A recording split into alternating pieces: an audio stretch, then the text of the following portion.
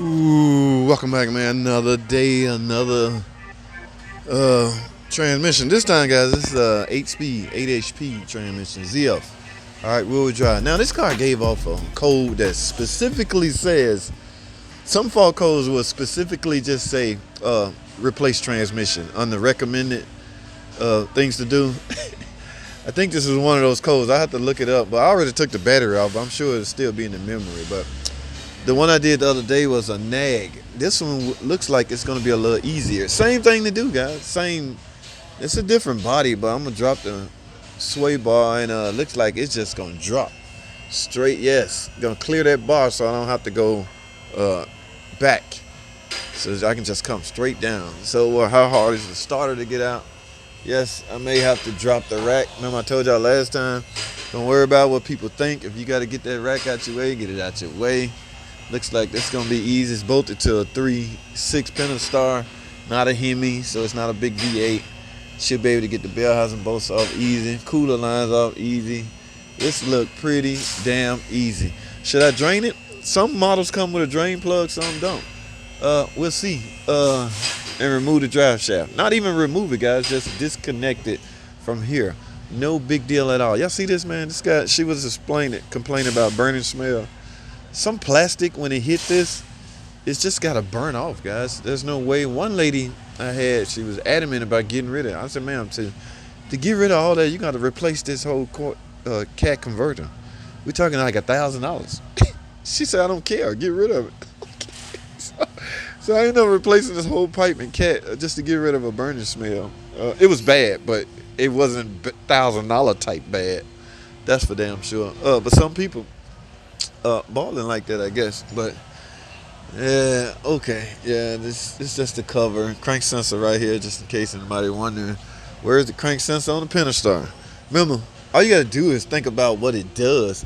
You can find the location of any part by merely understanding what said part does. We all know a crankshaft is going to monitor the rotation of the crankshaft, right? So the sensor, no, we all know that the crank sensor is going to monitor the rotation of the crankshaft, right? So the sensor will likely be located somewhere near the crankshaft, a good hole of the crankshaft. So they usually typically right around close to the transmission area, since the flywheel, some read the flywheel, some read the gear off the crankshaft. This one, I think, reads the gear off the crankshaft. So hence it's going to be located somewhere in here. I mean, like I say, you pretty much can tell intake or map sensor. Where's the map sensor? You know what a map sensor does. It's trying to find a good location to read engine vacuum. So it has to be the best source of engine vacuum, likely going to come from the intake manifold area. So that map sensor has to live somewhere on that manifold. All you do is look on the manifold. So guys, keep that in mind. If you're looking for, what the hell is this part? Just think about what the part do and put your engine knowledge together and make it make sense as to where it should be located. But I'm just going through the motion, guys. I can't just jump on a car and go to work. I have to meditate. I have to, prepare myself mentally. Now, it's easy, like I say, but once I start on it, I don't want to stop. Because if I stop, I'll move to something else, and then it'll be, that's what differentiate if you're going to finish a job quickly or not. Merely not stopping. All right? I don't smoke, and I don't eat a lot, so I'm not going to take a smoke break or eat break or anything like that. So you would think, but I just get bored.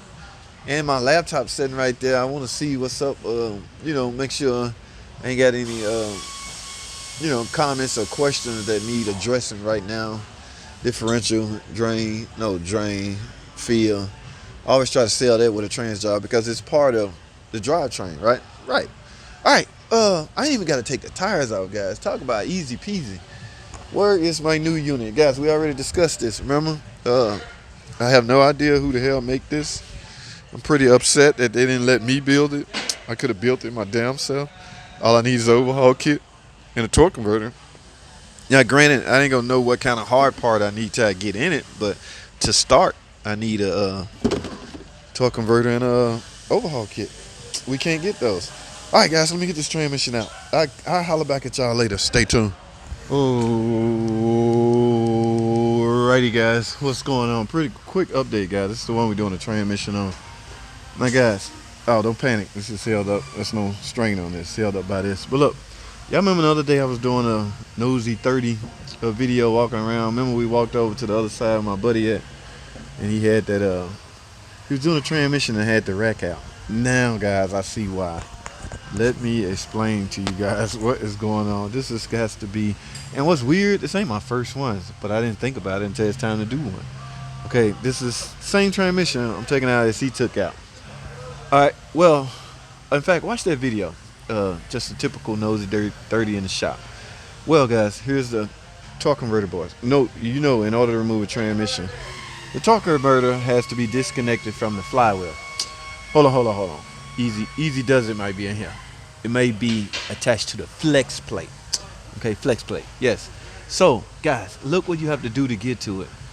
Number one, you got to remove the rack out of your way. Number two, what used to be there is a starter. So the starter, I literally had to take it all the way out. That's it right there.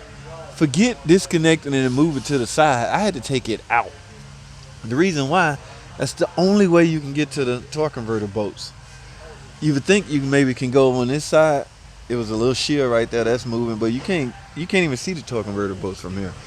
So I had to get it from here, guys. And let me tell you something, by the way. If you do build you a little ratchet swivel setup to finally get in there on a 13, here's what I did, and I just put a breaker bar right here and broke it loose. Guys, do not use an impact. You do not want to hammer on these little sensitive 13mm bolts. If you round these off, oh my goodness, you talk about doom. You doom. If you round this off, you doom. So I got 5 out now. There's one more still in there. So let me show y'all. Here's what I'm using. My swivel 13. I mean, you need to set it on there and just turn. Make sure it's a good 6 point. All right, don't hammer on there with an impact, because if you round that off, that's a wrap. I think I got one more bolt still in here. I am so freaking. This is the bulk of the time. I would have knocked this out in an hour. This is all my time right here. It's 6 total, right? So you gotta have a way to rotate the here it is. You need a way to rotate the engine so you can turn the flywheel. Normally I go through the crank right here, but no room right here, so I just stuck a pry bar up here and rotate the flywheel. But oh my freaking. So yes, that's why they had the rack out, and that's why I had to take at least lower the rack, if nothing else. But I got it out, guys. I got all 6 bolts out. Now everything's gonna be easy peasy. Whew. All right, just in case y'all didn't know, in order to get the torque converter bolts out of Challenger 300, starter has to come off because the bolts are behind the starter. That's the only way you can get to it. All right, let me finish, guys. Stay tuned.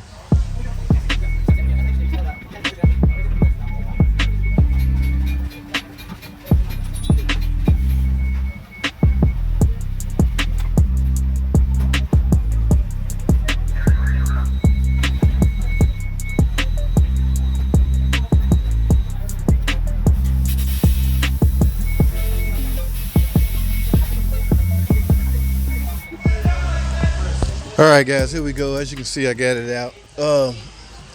Ooh, this one gave me a little hell. I almost lost this one, guys.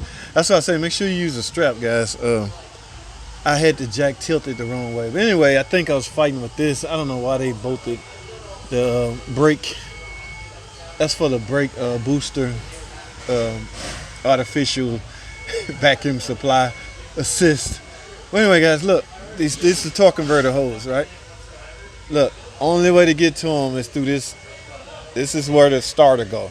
So you got to turn this just right to get in there and get those freaking 6 bolts. All right.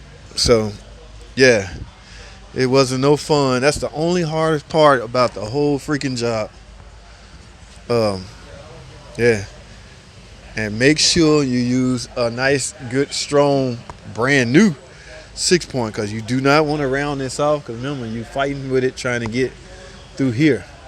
All right, guys, I'm not gonna bother. Y'all saw how I take transmission off jacks and put them on the other one. So I'm not gonna bother with that. I will have to transfer this bushing cushion to blow. Where's my new one? We already saw this. I don't even want to talk about this no more. I'm upset that they won't let me build them.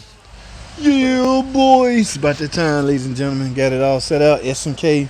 Still don't know who the hell that is. And I still don't know how they get a chance to overhaul the 8 HP transmission and the one JT, the car guy, can't. Where are they getting parts from? Okay, that is the big question. I don't know. But I can't waste any more time trying to figure it out. Let me line these up as close as possible to, oh, this way. Yeah, I gotta make sure because I ain't got much room to work with, guys. So I gotta be right on point. Y'all see how hard it was to get those torque converter bolts out. I don't know what's this writing all about. Remember, guys, what I told you on the last video, make sure ain't no dust around there signaling the flywheel coming apart. Flex plate.